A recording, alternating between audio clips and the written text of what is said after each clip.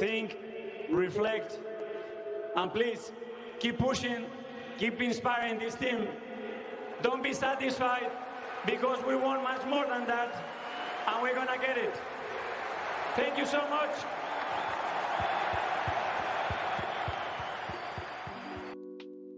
In December 2019, Arsenal Football Club was at a rock bottom.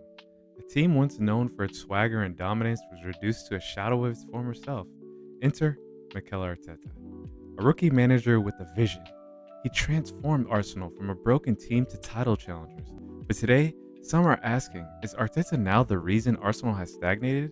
This is a story of Arsenal's rise under Arteta and why the man who fixed the club might also be holding it back. Please make sure to hit the subscribe, like, and notification bell, and let's get into this. After winning the FA Cup in his first full season as manager, Arteta had the backing of the club and the fans. He could not do anything wrong in the eyes of Arsenal fans and the board. He took full advantage of that. Going into the season of 22-23, Arsenal fans had just missed out on Champions League football, so they just needed a couple more additions that could take them to where they need to be. Enter Gabriel Jesus and Alexander Zinchenko, two Manchester City outcasts that Arteta found uses for. Alongside Aaron Ramsdale, these three new additions took Arsenal to a new level. They absolutely blistering. In the first 19 matches played for Arsenal in the 2022-23 season, they accumulated 50 points already. Can you believe that? They destroyed their competition, absolutely blitzing them off the pitch. The football that they were playing was scintillating. In fact, every player had record-breaking seasons for themselves. Bukayo Saka, Martin Ødegaard, Gabriel Jesus, Gabriel Martinelli, even Eddie Nketiah. The type of football that Arsenal was playing was scary. Arteta knew fluent well that he had young, exciting attackers, and he used them. Arsenal were the only team that had 4+ players create 20+ chances. Those type of figures shows that there is no handbrake on this Arsenal team. Arteta just let them play. In case example, a game against Brentford, I noticed that Gabriel Martinelli is playing striker in this screenshot, and then Jesus is right wing linking with Saka. This type of fluidity made Arsenal unpredictable. Teams didn't know where to mark, who to mark, and where to go. That type of fluidity and unpredictableness helps you break down low blocks and mid blocks. Brentford is one of the most notorious teams that are hard to beat down, and Arsenal in this game simply carved them up for chance. Literally, in this moment right here, Xhaka could have took a shot, but actually what he did is he played it back to Martinelli, and this ended up in a miss. But at the end of the day, there is a certain inevitability watching Arsenal in 22-23. And I just wanted a diagram how Arsenal would look in possession, and I know it looks kind of crazy, but this is the type of gung-ho attack that Arteta had them going in the first 20 match weeks. Arsenal would blitz teams off the park.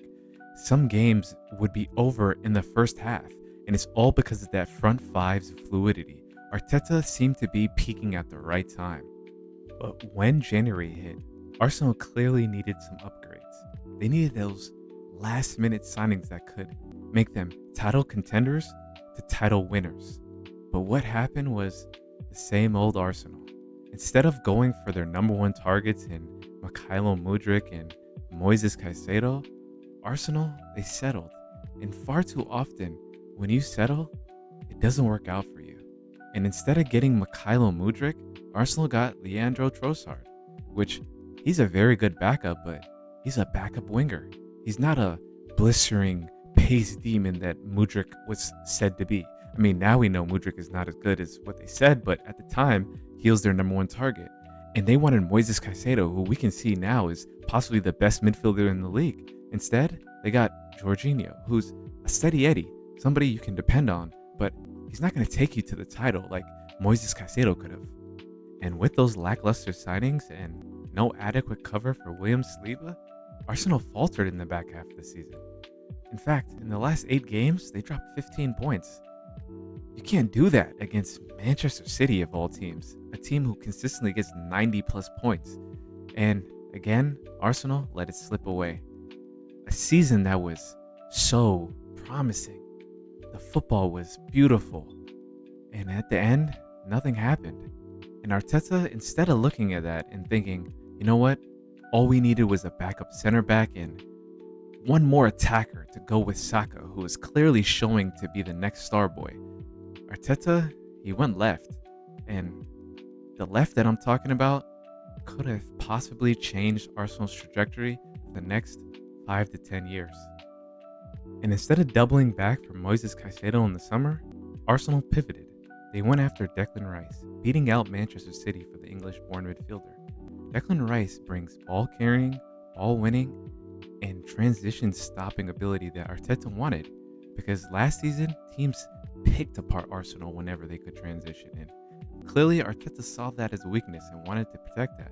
But the most bizarre signing that Arteta went after was Kai Havertz, a known flop at Chelsea who never really nailed down a position, was heralded as the Xhaka replacement in left 8. Havertz really never played there at Bayer Leverkusen or at Chelsea, so it left a lot of fans bewildered, almost shocked that this was the £65 million signing. But the one that made sense was David Raya. He replaced Aaron Ramsdale, who was known for his bozo moments at keeper and shocking decisions playing out the back. They needed a more stable person at the back, and clearly Arteta wanted more control. David Raya, with his great shot-stopping ability and good decision-making on the ball, was the right signing that needed to take Arsenal to bridge the gap between City. And another one that they wanted was Jurrien Timber, somebody who can play all across the back four, a technically gifted defender coming from the school of Ajax. Jurrien Timber was somebody that everybody rated, and Arsenal, they bagged him. But was this enough to close the gap? To me, it was not. But in the first 18 games, nobody could argue. Arsenal was top of the league, playing pretty boring, controlling football, but clearly this is something that Arteta wanted, and it was working out for the most part. But just 2 match weeks later, Arsenal found themselves 5 points behind Liverpool, with already 4 losses on the season. That is not title-winning ability. And in this game against Aston Villa, basically one of the most deciding factors on why they didn't win the league, Arsenal found themselves too many times being a one-sided heavy team, keeping the ball on the right-handed side, isolating Martinelli, and Havertz just wandering like a wild giraffe. I mean, I'm sorry, that's really what it looked like. Aston Villa dealt with this and they ended up winning the game 1-0 because Arsenal were out of ideas. It's too easy to defend a team that's heavily playing on one side, no threat on the other side. This is what I diagrammed of what it looked like in that game. Literally, there's no flow on that other side. Some team that was so beautiful to watch ended up just becoming a boring drudge. And the results backed this up, because in the 4 games before the January break, Arsenal dropped 8 points. And I don't want to sound like a broken record, but again, you're in a title race with Manchester City. That team that just won 4 titles in a row and is coming off a treble. You cannot afford to drop points to West Ham at home, Fulham away. These type of results had everybody hounding Arteta, but the true fans that stayed with it believed in him, and Arteta had a lot to do. So what he did was take his team to Dubai and had them have a short training camp, and whatever he did in that short training camp changed the outlook of Arsenal's season. And what they did is they came out like a team that had a point to prove, and they did. In the last 17 match weeks, they went 16 wins, 1 draw, 1 loss. In a normal, regular Premier League season, you probably win the league from this form. But no, again, you're going against Manchester City. So, they lost the league. But Arteta came across a solution that could have solved his upcoming season in the 24-25 season. He realized he could not play Declan Rice as a lone 6 and needed to push him up to play a left 8, bring in Jorginho to play the DM, move Ødegaard a little closer to Saka, and now you have triangles all over the pitch. Trossard as the left winger, but clearly you needed to upgrade it. Arteta might have found a solution. So, come the end of the season, Arteta let it be known, as you saw in the beginning of the video, that Arsenal fans should not be satisfied. They're coming back and they're going to right their wrongs. It was clear what they needed to do. Arsenal needed a left winger, a striker, a left 8, and a backup for Ødegaard. It's clear. They wanted it in January of 23. So, in the summer, they should rectify that. Arteta made it clear that they needed a star signing. But you know what he did? He chased Mikel Moreno all summer. Somebody who was a failed Premier League player. And then Calafiori, a left back, actually a left center back. And then the most confusing one again, Raheem Sterling on loan? I'm sorry, but if I was an Arsenal fan and I seen this window after falling behind 2 points to win the title, I'd be fuming at seeing this. What does this inspire? What does this have you think that your team can actually win a title? I would be so mad. So it's no surprise that Arsenal continue to struggle in open play. I mean, I have no problem with set piece FC. That would work. You're getting free goals. Why would you be mad about that? But if you're creating less than Ipswich and Everton and Fulham when you're supposed to be a title contending team, that's worrying. And why Arteta doesn't see this causes me to think, has he lost the plot? Because at the end of the day, there's no problem with having a guaranteed goal such as set pieces.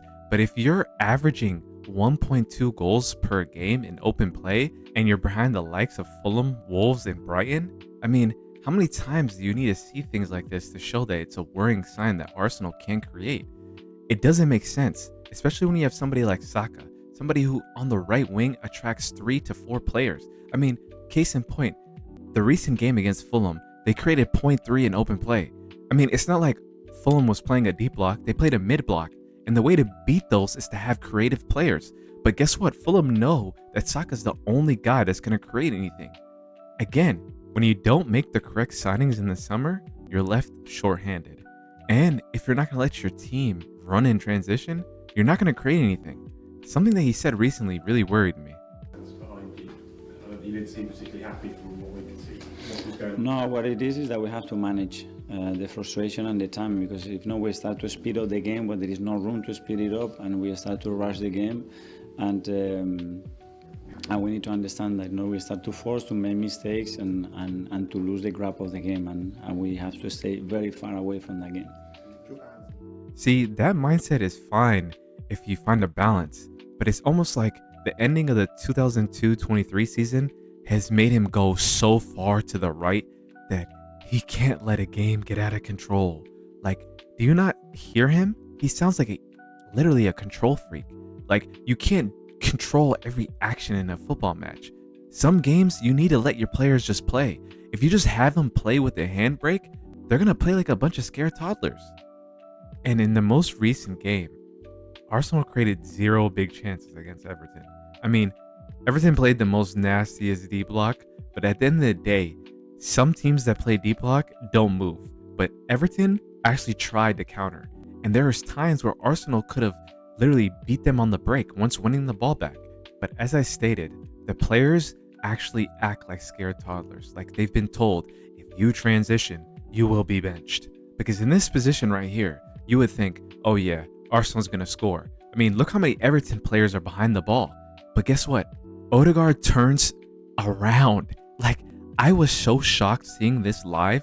Like, you guys clearly are struggling to break them down when they're sitting deep. This is your one chance to actually beat them on the break and open them up to force them to literally come back and attack you. But guess what?